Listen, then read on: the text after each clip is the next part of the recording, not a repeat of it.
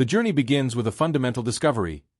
For a standard circular loop, the total circulation or movement along the path is exactly twice the vector area of the flat disk inside it.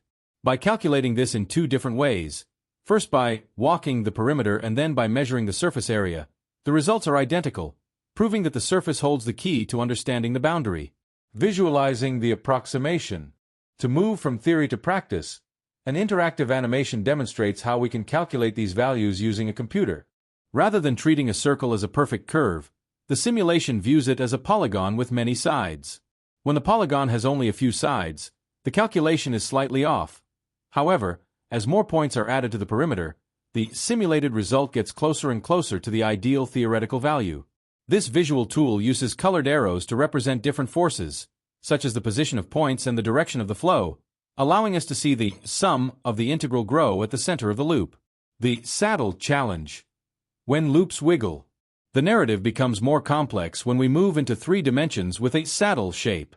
Imagine a loop that wiggles up and down like a roller coaster instead of staying flat. While calculating the path along such a wiggly loop is difficult, the theorem reveals a surprising shortcut. The final result depends only on the shadow or projection of the loop onto a flat plane.